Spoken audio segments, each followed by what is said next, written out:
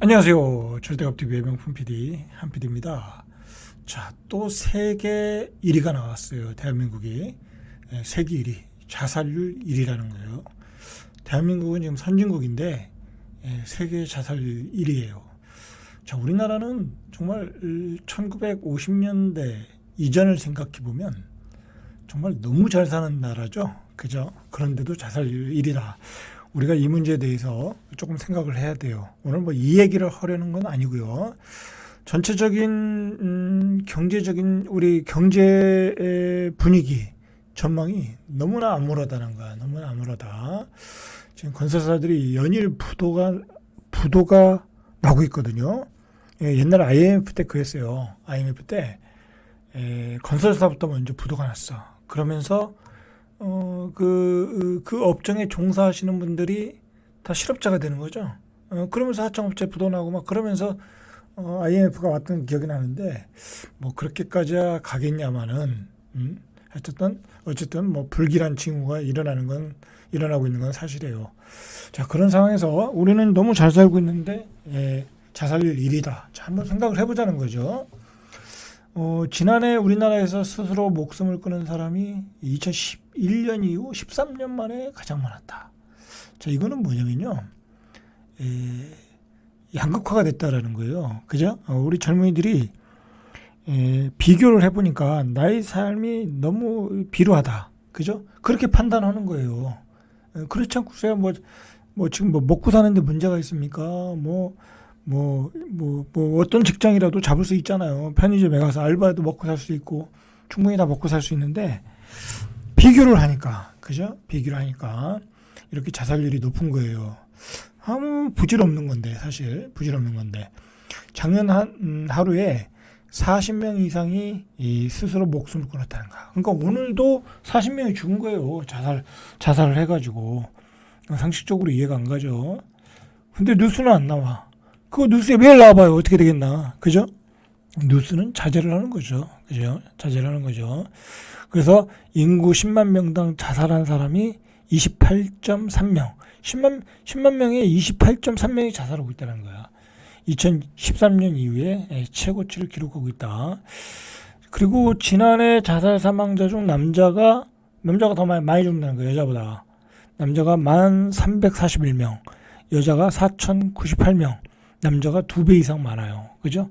그만큼 남자는 생활 전선에 나가 있으니까. 그렇죠. 그리고 남자는 항상 또 다른 사람과의 삶을 또 비교를 하잖아요. 그죠? 남자는 전년 대비 6.1% 늘었고요. 여자는 오히려 줄었어요. 그죠? 남자들이 많이 자살하고 있더라. 그리고 연령대로 보니까 50대가 전체 자살 사망자 21%. 놀랍죠? 50대가 제일 많이 죽는다는 거야.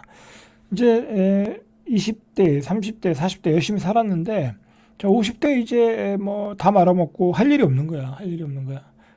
일할 게 없는 거야. 그러니까 마지막 선택지가 자살이 되는 거죠.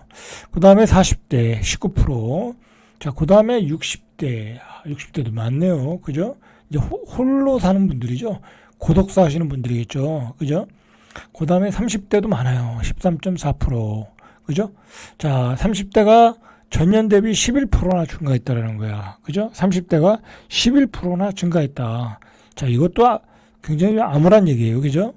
가장 열심히 활력 있게 일할 수 있는 나이가 30대인데 지금 30대, 40대, 50대가 증가하고 있다라는 거예요. 뭐 전체적으로 증가를 하고 있으니까.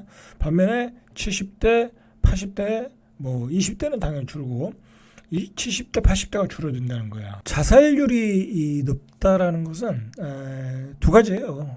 우리 경제가 굉장히 안 좋다. 그죠? 안 좋다. 젊은이들이 이제 취업을 못하거나 하고 싶은 일을 못하거나 그리고 우리 또 뭐 40, 50대가 또 일자리가 사라지거나 뭐 그런 거 아니겠습니까?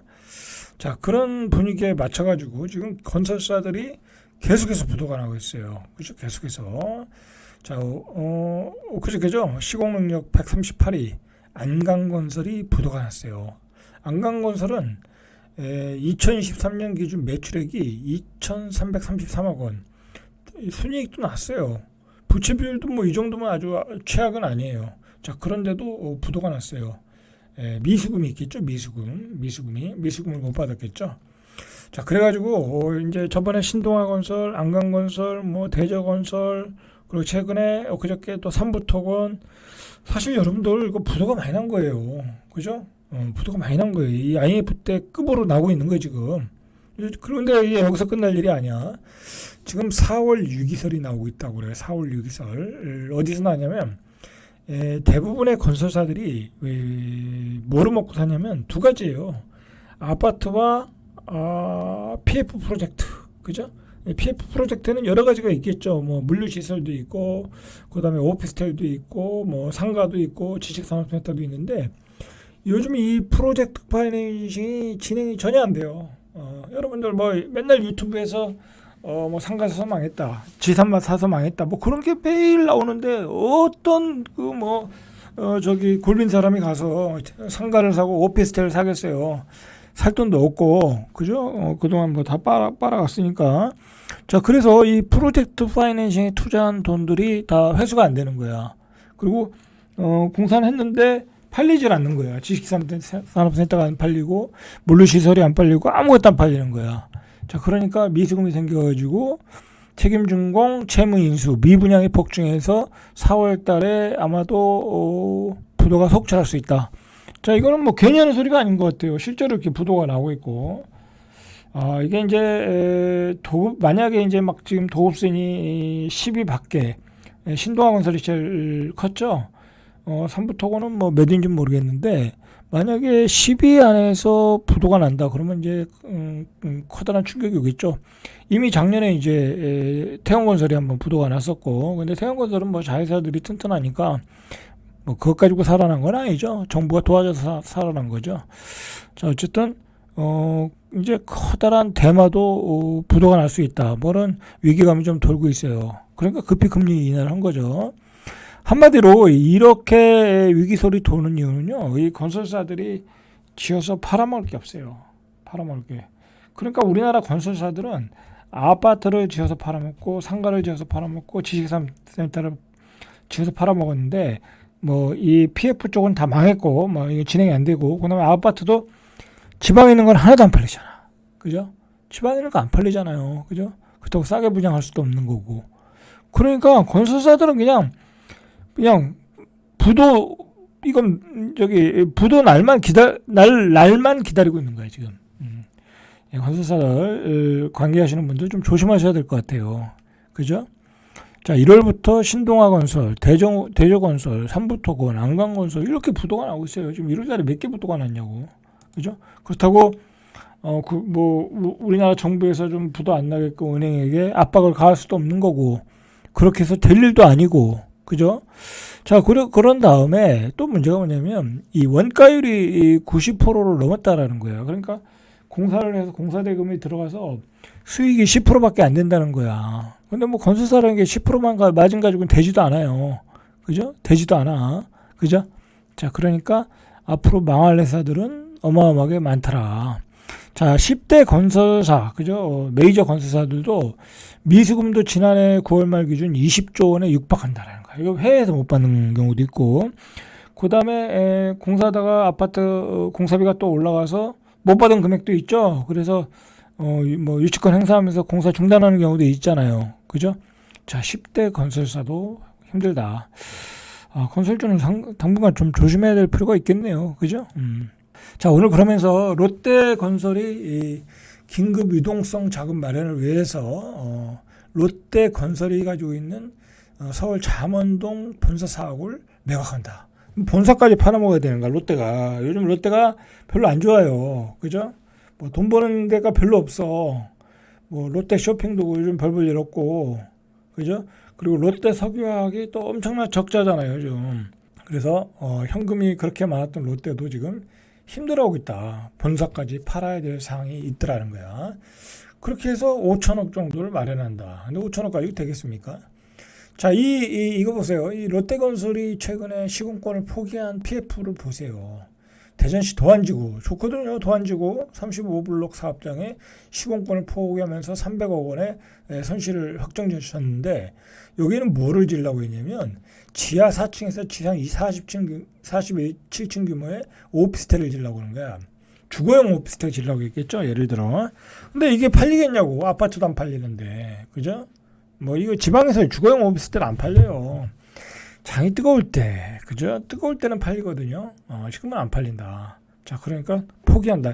이런 것들이 사업이 돼서 이제 자금 회전이 되고, 그래야 건설사들이 떼돈을 버는데, 이런 사업이 안 된다는 거예요, 지금 지방에서.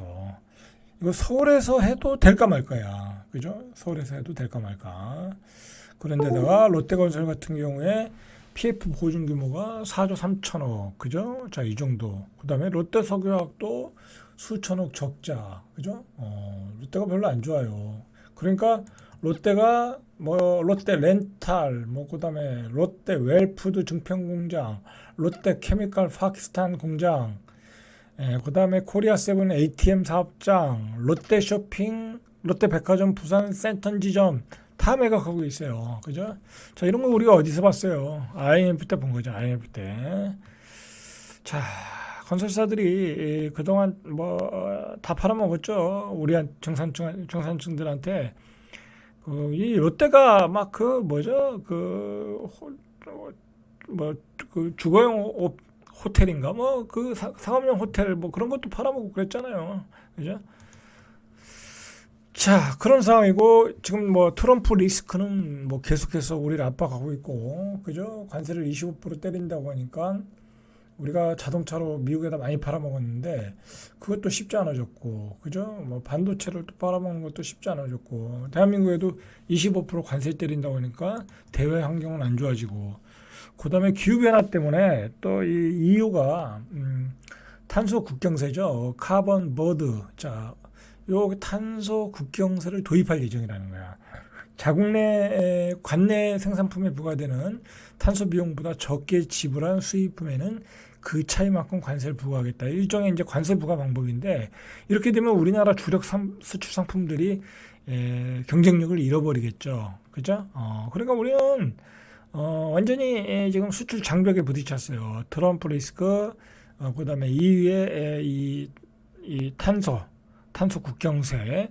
자, 여러분들, 그런데다가 이 한국은행 총재가 뭐라고 그랬냐면 우리 산업에 그 혁신적인 새로운 산업이 일어나지 않고 있다라는 거잖아요.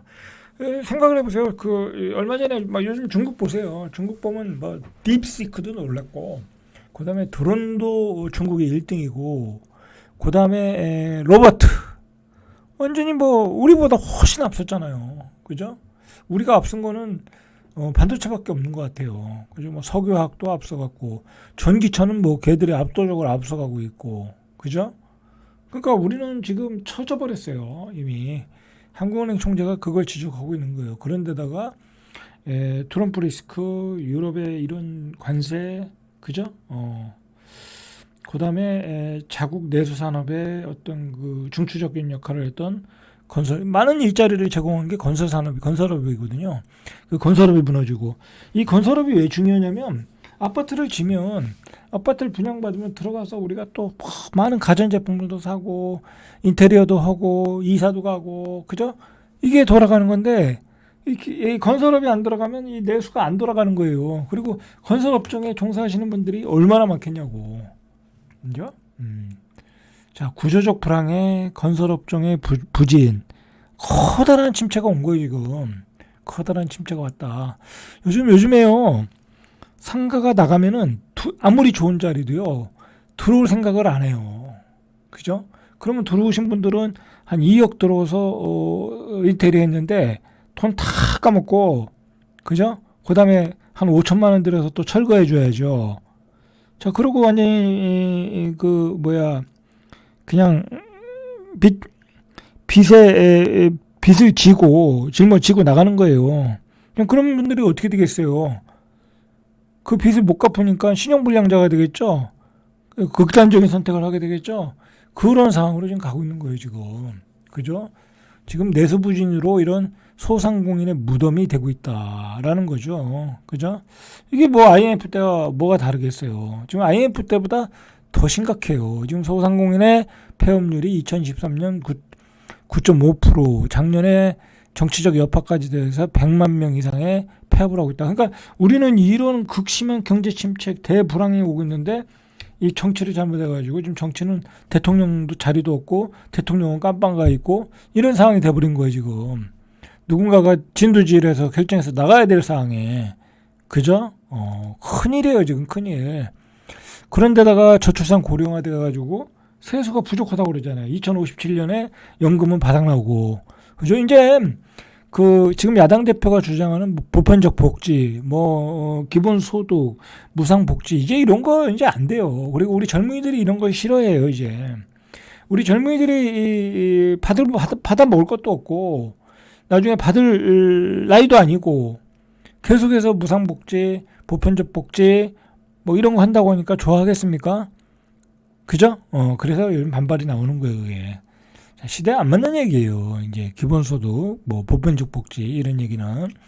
자, 그런데다가 오늘 결정적으로 나온 게 뭐냐면 IMF 때는 이러진 않았거든요. 잠시 그런 적은 있었지만 구조조정돼서 날아가고 그랬지만 그 다음에 이제 IT 붐이 일어나서 많은 일자리들이 생겼잖아요. 새로운 산업이 일어난 거죠.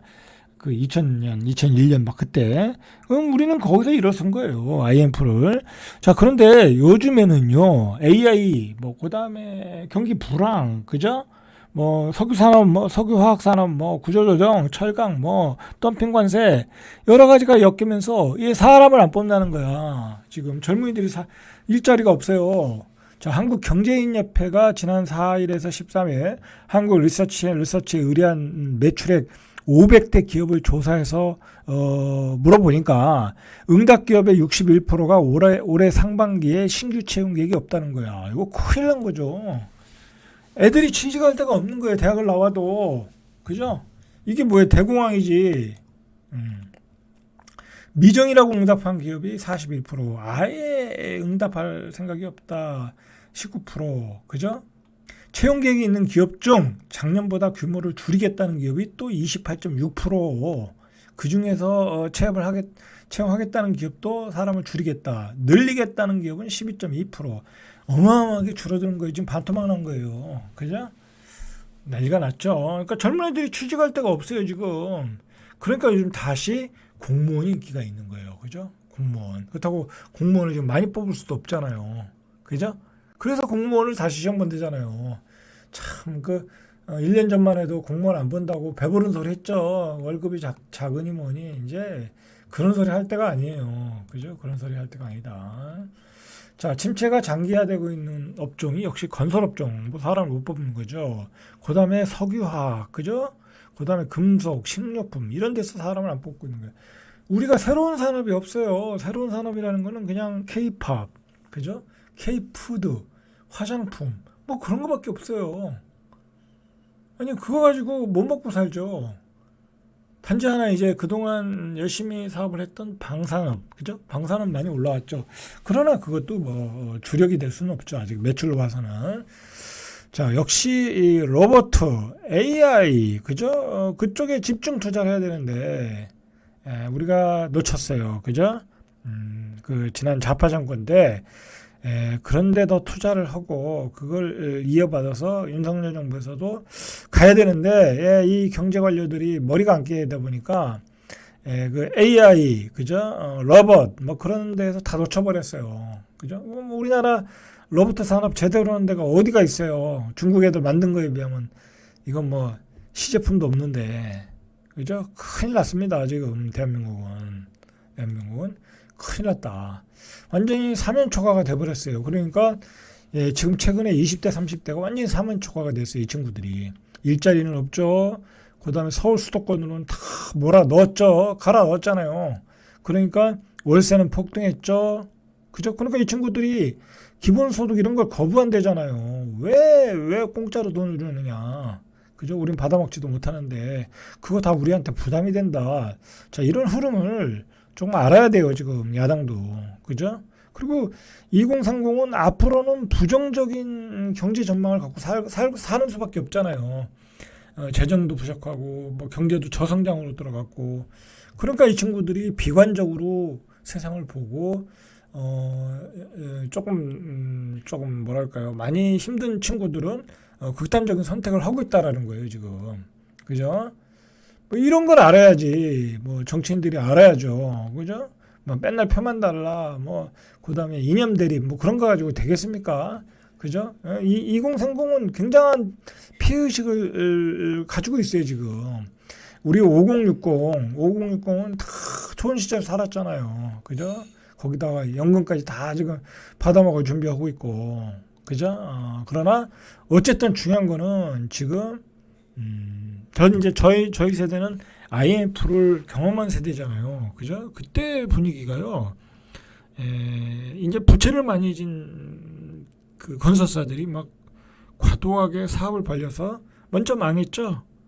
그다음에 이제 외화가 없다 보니까 또 은행도 망했고 뭐 지금 은행은 망할 때는 아니지만 그러나 건설사들 부도나고 원화가치 떨어지고 수출 안 되고 그죠? 그러면 또 외환위기가 오는 거지 그죠? 낙관적일 수 없어요 그죠? 왜냐하면 우리가 틈을 보이면 외국놈들이 그냥 잡아먹으러 들어오는 게 어떤 세계의 법칙이에요 세계 경제 법칙이에요 논리이고 그죠? 굉장히 위험한 상황이다 거기다가 옛날에는 그래도 이게 정치력이 있는 정치인들이 많았잖아요 그죠? 옛날에 정치인들은 그래도 한가롭고 했잖아요 근데 이건 지금 뭐냐고 그죠? 정말 답답해요 답답해 자 절대값 TV의 명품 PD 한 PD였습니다